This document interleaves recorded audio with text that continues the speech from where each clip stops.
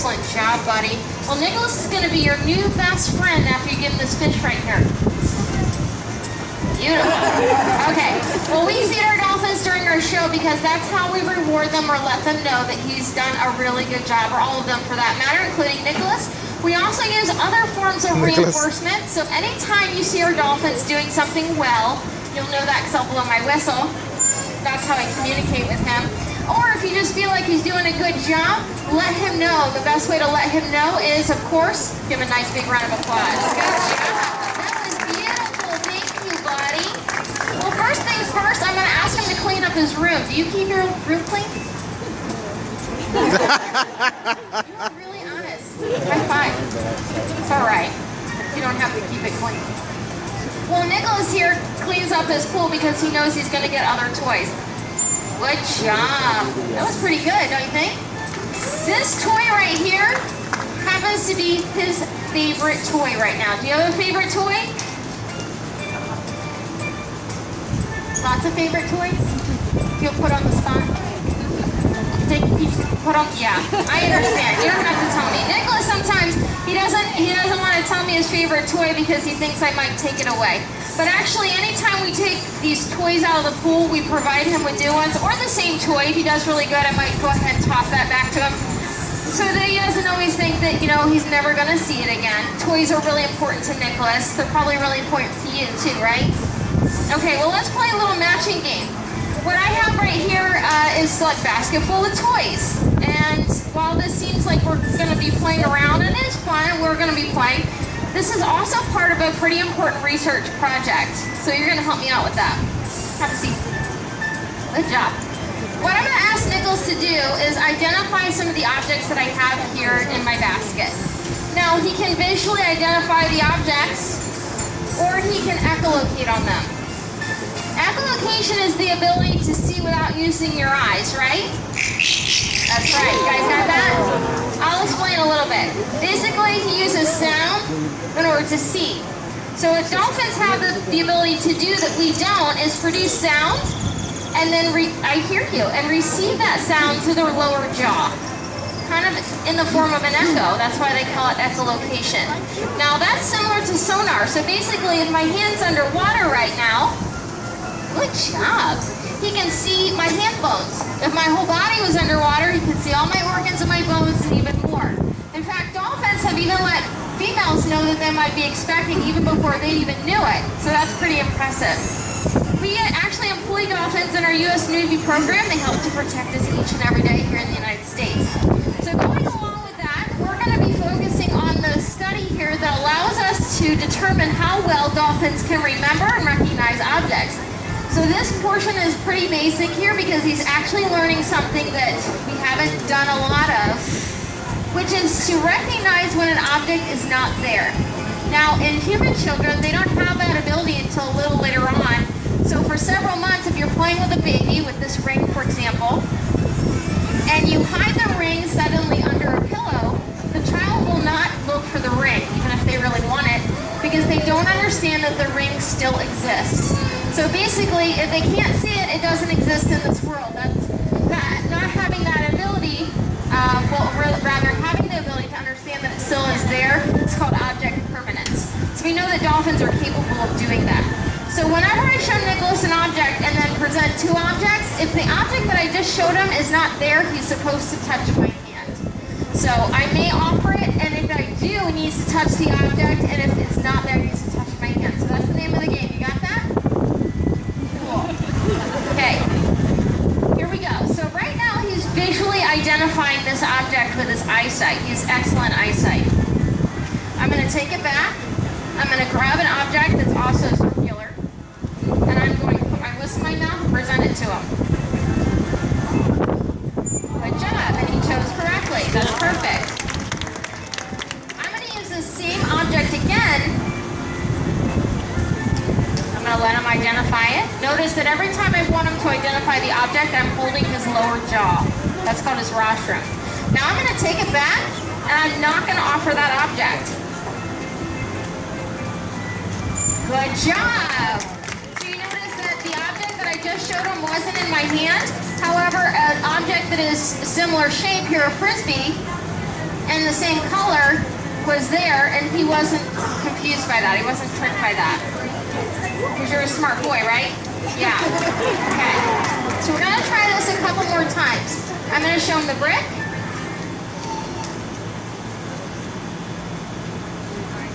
I am going to offer the brick this time.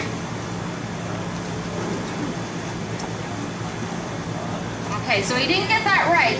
And the reason why he didn't get that right is because he was just rewarded for touching that yellow ring. So we're going to try this again, because sometimes we don't always get things right. Is that right? Makes sense.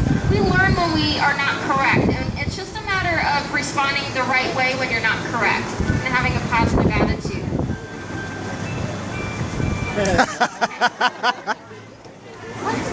No, I know, that's not right. So we're gonna make it a little easier for him. We're gonna show him this brick again. And I'm gonna choose another object to present it with that's not as obvious. Good job!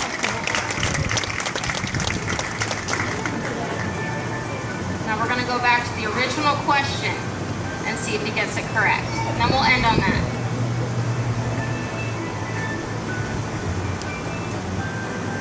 Good job. All right, buddy. That was good. We're going to move on to something else.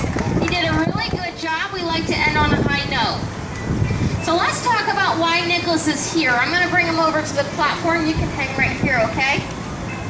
Okay, so we're going to work on a behavior. It's called beaching. Now, when you hear the word beaching or the term beaching, you think of animals in the wild that beach themselves or otherwise strand themselves because they're sick or injured. And you would be correct. That term is usually applied to animals that are sick or injured and they come ashore and they need rescuing. Well, all of our dolphins were actually rescue dolphins, and that means that Nicholas did beach himself in the wild, and that is why he's here with us today. Good job. But for this particular behavior, I'm going to ask him to come up onto the wave platform. He's perfectly capable of doing this, so not to worry. He's comfortable. Otherwise, he wouldn't participate. He breathes air because he's a mammal like an ox. Can anyone shout out some characteristics of a mammal? I just gave one away. Let's hear, what are some characteristics of a mammal? Over here, this side. Give me one. Live birth. Awesome. You guys are awesome. You guys over here, what's the second one? Shout it out. Warm-blooded. Warm-blooded. Warm-blooded. Warm-blooded. That's right. Awesome. And they breathe air. They actually nurse their young. Do you think that hair is a characteristic of a mammal? You would be right. Does he have hair on his body? Do you have hair on your body? Oh, you don't. That's because they swim really fast in the water and hair would slow them down. We all know that professional swimmers will actually not shave up until the day that they have an important swim meet. And that way they can go a lot faster. But he was actually born with hair, so he does qualify as a mammal. There's other reasons why he does, but here are his hair follicles right here. So he was born with a little male dolphin mustache, right? Yeah.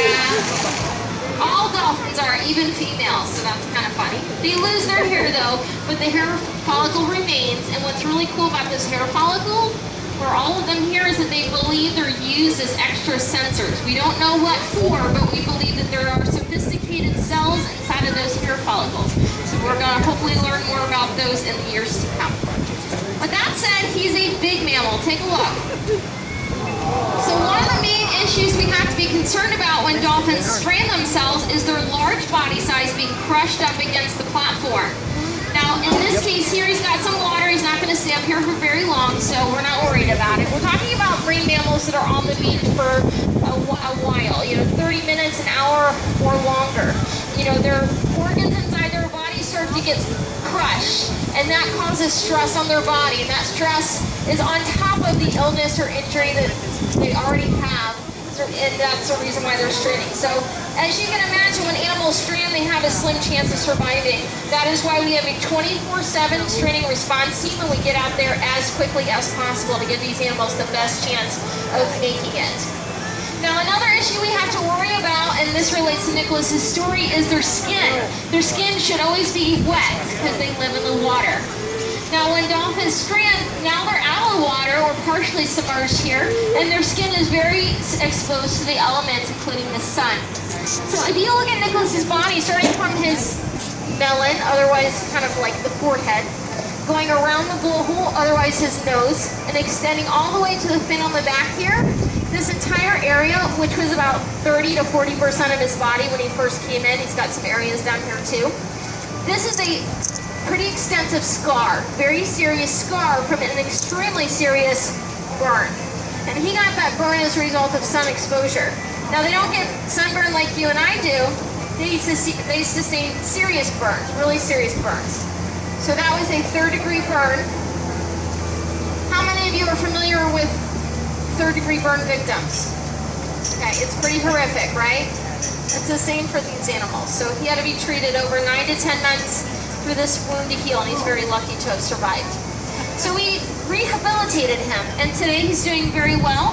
We've taught him some pretty amazing things, but there's some things that we can't teach him to do, and that would be to survive on his own in the wild, and that is why he remains with us today. All right, he did really good. He was super patient. Good job. I'm going to take a moment here to reward him for doing such a good job. How many of you like massages out there? Yeah. How about free ones? Free ones? I should see everyone's hands in the air, right? All right, that's what we do here at the aquarium. Every day we give out free massages like this. This right here means that he is just being a love munchkin. Oh, good job. He's got his trainers trained. When he turns around, he gets a lot more love and affection because we think it's so cute. So we feed him extra fish, like this big old herring right here. Oh, that is so good. Good job. All right, what do you guys think about Nicholas so far? He's done a really good job. He's done some research. He just saw a very important husbandry behavior. Husbandry, by the way, means that we can take care of our dolphins voluntarily. So we can ask for different parts of the body, the pec fins, his mouth. Look at that tongue. Can we say, aw? Good job. His belly. Look at that belly. They got, see that belly button just like us? They're ticklish just like us too. So these husbandry behaviors are really facilitated by the relationship that we have, and that relationship is so important. We work on that throughout the day. I'm going to let Nicholas go ahead and show off for you a little bit. Take a look at the center of the pool.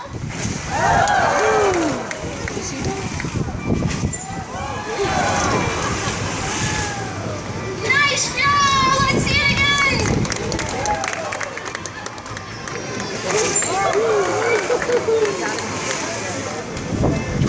Good job.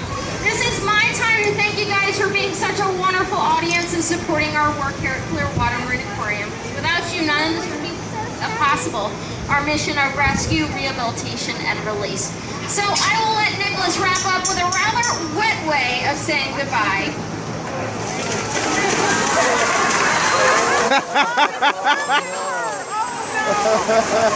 You guys have been awesome.